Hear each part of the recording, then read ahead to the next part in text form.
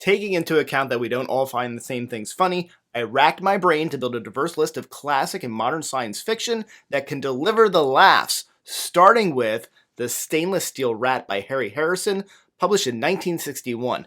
If you can't beat 'em, join 'em. Or wait, flip that?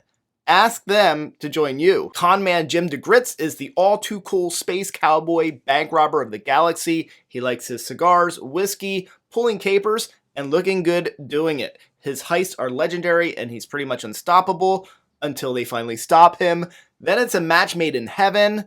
Well, kinda. DeGritz, the stainless steel rat, throws in with Special Corps and is now one of the cops. Immediately, he uncovers criminal scheming, and it's clear that his skills as a master con will serve the intergalactic Special Corps well. So what's so funny? The story is light and fun, and the rat, for better or worse, has a sharp tongue and delivers some classic witty moments. The setting's also pretty bland, and people are generally goody-goody, so his quite different personality does stand out against the sterile background. Slippery Jim also recognizes this, and he's in on the joke with us, or we are in on it with him. The satire is decent. There are a few moments that I'd expect most readers to laugh, and all of the baddies are pretty over-the-top, cheesy villains, also lending a campy, humorous vibe. If this works for you, good news, there are several sequels with even more laughs. The Hitchhiker's Guide to the Galaxy by Douglas Adams, published in 1979. While I really enjoy Hitchhikers and I appreciate the ludicrous humor, full transparency, this is the pandering pick of the lot today. Somewhere in the annals of science fiction, it is written. Any list of funny science fiction books must include this one. Rightly so, the story is absurd. Witness the end of the Earth. It's being bulldozed over to make way for an intergalactic highway. I recommend The Hitchhiker's Guide to the Galaxy to those who appreciate absurdity in their science fiction reading experience. If you like satire and movies like Spaceballs or Galaxy Quest, you're probably going to enjoy this type of humor. Protagonist Arthur Dent is saved from the about-to-be-destroyed Earth.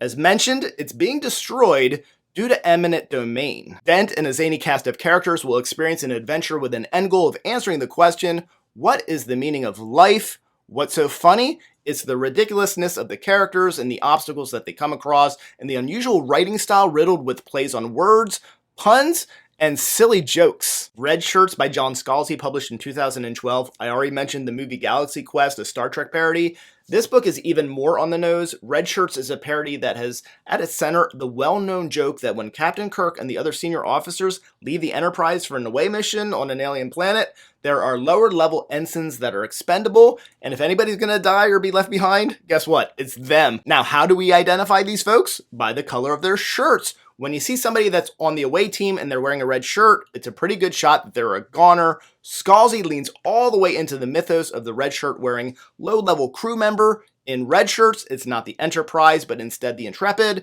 Instead of the Federation, it's the Universal Union. Much like those of us who are fans of Star Trek are aware of who on the cast is expendable, the low-level crew members of the Intrepid similarly theorize as to why mortality rates are not in favor of the ensigns relative to higher-ranking crew.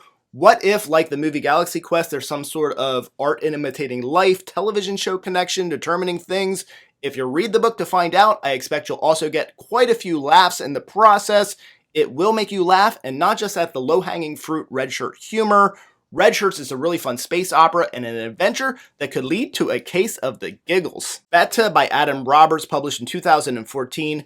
Talking animals begging for acceptance, begging for their lives. Cows, goats, even our pets, our cats and dogs.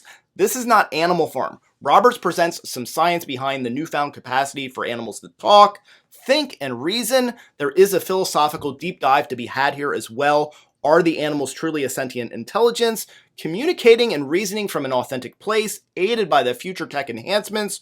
Or is the animal simply a vessel hosting the true intelligence that's programmed into the microchips that are in their brains? Sounds hilarious, right? It's not a hilarious plot, it's serious, and because of it, the moments of not trying too hard humor stand out and truly shine. In my experience with Adam Roberts, he has impeccable timing and great instincts for finding maximum input funny. Nobody would put forth this book as a comedy read, maybe a dark comedy, but for me, it has the funniest standalone moments of any of the books on this list.